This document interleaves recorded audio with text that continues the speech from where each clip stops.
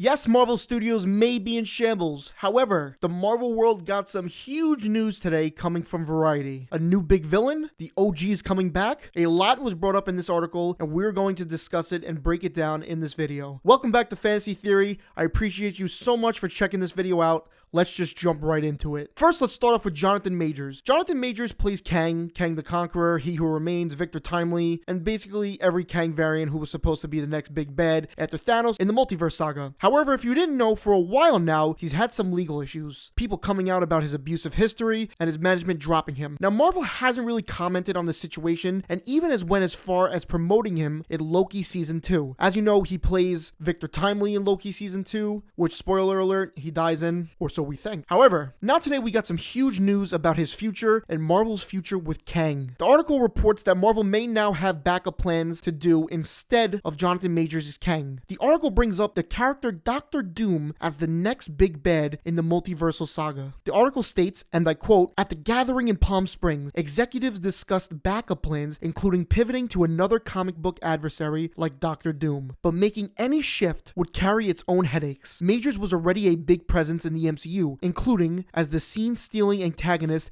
in February's Ant-Man and the Wasp: Quantumania, and has been positioned as the franchise's next big bad in this season of Loki, particularly in the finale, which airs on November 9th and sets up Kang as the star of a fourth Avengers film in 2026. The article is right. It would come with a headache. Like it says, there's been numerous movies and shows on the build-up to Kang, so it would be tough to pivot, but it's not impossible. Now, Marvel hasn't done a great job at bringing him to be the big antagonist. You know, the build-up to Thanos was so crazy. The build-up to Kang has kind of been lackluster. I have to bring up 3 variants that have come up on screen have all been killed. He Who Remains, Kang the Conqueror, and spoiler alert, Victor Timely. Yes, there is going to be an Avengers team-up movie called Kang Dynasty, so I see where the issues can come, but they could easily shift to Doom with this. There's also a solution of just recasting Majors, which yes, could solve the issue, but in Ant-Man and the Wasp: Quantumania, they kind of established that every Kang variant is Majors with the Council of Kangs. I also want to say, a studio source notes that regardless of the actor's legal issues, Marvel has already considered moving away from a Majors-led phase because of the box office performance of Quantumania, which will struggle to make a profit. It gave people pause given that Quantumania didn't exactly land, the source says. On October 27th, Disney removed another Majors film, Searchlight's Magazine Dreams, from the release calendar. So like I said before, they haven't commented on it, but they have done some weird things. They've promoted him in Loki, but then also have removed other movies with him. Marvel has their back against the wall right now. Movies aren't performing as well, and people are not excited for their next installment, The Marvels. As the article states, The Marvels, which opens in theaters on November 10th, will struggle to get the ball past the infield, at least by Marvel's outsized standards. The movie, which costs $250 million and sees Brie Larson reprising her role as Captain Marvel, is tracking to open to $75 million to $80 million, far below the $185 million Doctor Strange in the Multiverse of Madness took in domestically in its debut weekend last year. So what do they do here? The Marvel love is still there, but it's just not hitting on sub-mid movies. Some standouts being Spider-Man No Way Home, which made over $1 billion, and Guardians 3, which made around $800 million. So it can't be superhero fatigue because these movies are doing so well. This would bring me to the next part of the article. People just want better stories. Like pre-Endgame. Who was there pre-Endgame? RDJ's Iron Man, Chris Evans' Captain America, and Scarlett Johansson's Black Widow, as well as the Hulk, Thor, and Hawkeye. Marvel could pay a hefty price to get them back, but it would be worth it. As we know, in Endgame, Iron Man and Black Widow had a memorable sacrifice that led to their death, and Cap became Old Man Cap, leaving only 3 of the original 6 remaining in the multiversal saga. So how can we capture that pre-Endgame love? Simple. Bring back the original 6 before the probable reboot that this is leading to, a way to pass the torch on. The article states, with Iger publicly acknowledging the downside of a Marvel TV glut that diluted focus and attention, the keepers of the comic book empire are considering some dramatic moves. Sources say they have been in talks to bring back the original gang for an Avengers movie. This would include reviving Robert Downey Jr.'s Iron Man and Scarlett Johansson's Black Widow, both of whom were killed off in Endgame. This shouldn't be a stumbling block. In comic books, beloved characters are often killed off, only to be resurrected thanks to the power of things like the multiverse. But the studio hasn't yet committed to the idea. If they were able to bring those actors back, it wouldn't come cheap. Sources say Robert Downey Jr.'s upfront salary for Iron Man 3 was around $25 million. Now this would be incredible. With the multiverse, really anything is possible. Now obviously some movies won't hit as much as other movies, but it's starting to become a theme for Marvel, which is why I say they're in shambles right now. Again, this is post-Endgame. Bringing these characters back, as well as the X-Men, Tobey and Andrew's Spider-Man, Fantastic Four, could lead to movies being even bigger than Endgame,